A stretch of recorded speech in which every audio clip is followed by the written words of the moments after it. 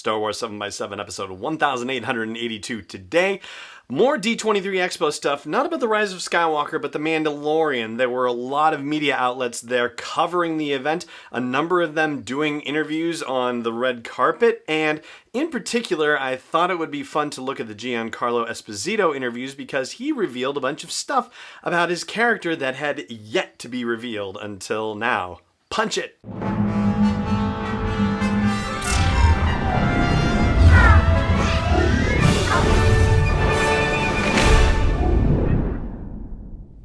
Hey Rebel Rouser, I'm Alan Voivod and this is Star Wars 7x7. Thank you so much for joining me for this episode, and here is the scoop. So at the D23 Expo, after they do all the panels and all that so forth stuff, they send all the talent out onto the red carpet with the backdrops and the row of interviewers and so on and so forth. And everybody gets their little time in the spotlight. Everybody gets a chance to interview anybody they can possibly interview. And so, of course, the stars in The Mandalorian went down that red carpet, or maybe it's a blue carpet in the case of the Disney backdrops here. Be that as it may.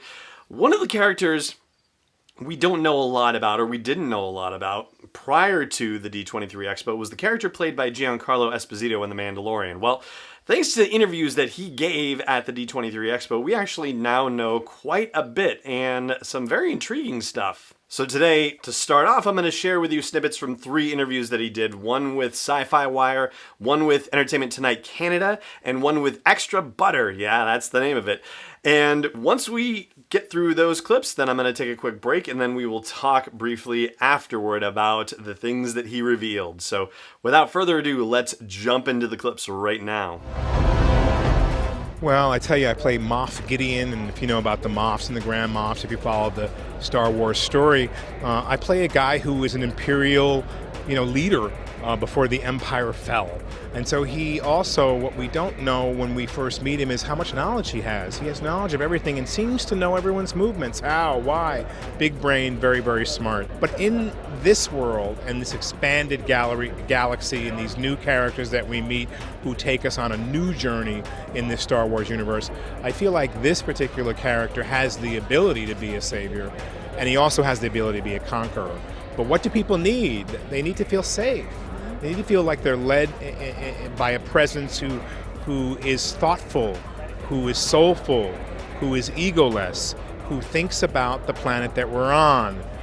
I play a guy named Moff Gideon. He is an Imperial soldier of the utmost strength and intelligent knowledge, but he became very high up in the Empire and the universe at one point in time before it crashed. When it crashed, they designated marshals to take over certain parts of different planets to be able to corral people and give them a sense of safety and order. Well, Moff Gideon has other ideas. They could be used for evil, they could be used for good. He could be a savior, he could be a conqueror, but he's most interested in allowing people to feel like there is order again. But behind that, something else exists, and I can't wait for you to find out what that is. Twinkle in your eye. Oh, yeah, man. Moff Gideon is very complex, and I love playing complex characters. He is somewhere in a shade of gray. You look at him and you immediately think, oh, he's going to be the evil guy. Yes, he is an Imperial, an ex-Imperial soldier who was very high up in the Empire at one point, and he became a marshal and given his own land and proved himself. He's extremely knowledgeable. And so will he use his power for good or evil is still a question. And I like that because he could be a savior, he could be a conqueror. But in this world where the Empire has fallen, we need someone to believe in. We need order somehow. So it's a very exciting backdrop from which to place this particular character and all the other ones in the show. This episode is brought to you by Constant Contact, the premier email marketing solution for small businesses and organizations.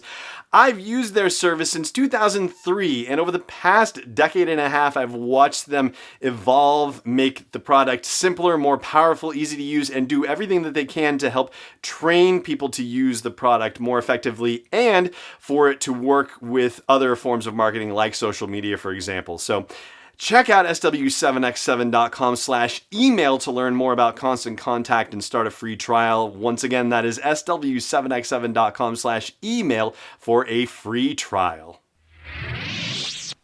Welcome back.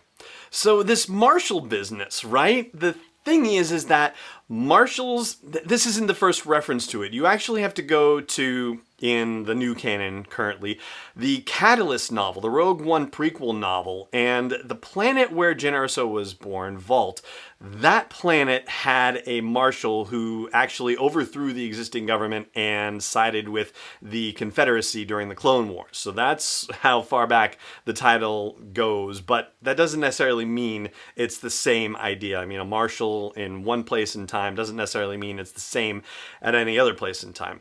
That being said, Giancarlo Esposito says they made him a marshal, but we don't know who the they is.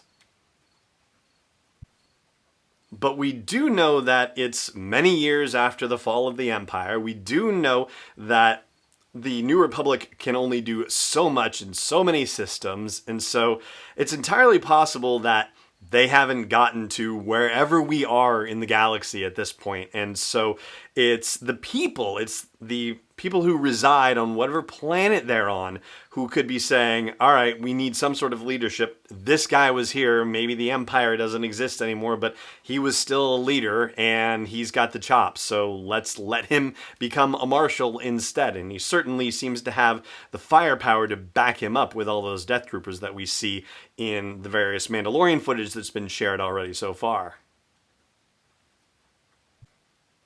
One of the biggest questions I have coming out of this, and actually I've had it for a while, because in Star Wars Celebration Chicago's Mandalorian panel, they did show footage where you got to see Giancarlo Esposito wearing Imperial gear. It was, of course, a question as to whether he really was Imperial or not. Now we know it's confirmed.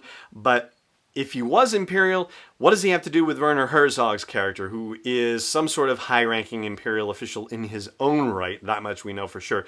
Do they have anything to do with each other? That is an interesting dynamic that has yet to be explored, but hopefully we will find out more about that soon. So there's a lot of stuff for you to chew on regarding Giancarlo Esposito's role in The Mandalorian, and that is going to do it for today's episode of the show. Thank you so much for joining me for it, as always, and may the Force be with you wherever in the world you may be. This podcast is not endorsed or sponsored yet by Lucasfilm Limited, Disney, or 20th Century Fox. It is intended for entertainment and information purposes only. Star Wars, the Star Wars logo, all names and pictures of Star Wars characters, vehicles, and any other related Star Wars items are registered trademarks and/or copyrights of Lucasfilm Limited or their respective trademark and copyright holders. May the Force be with them. All original content is copyright 2019 by Star Wars 7x7. We hope you love it.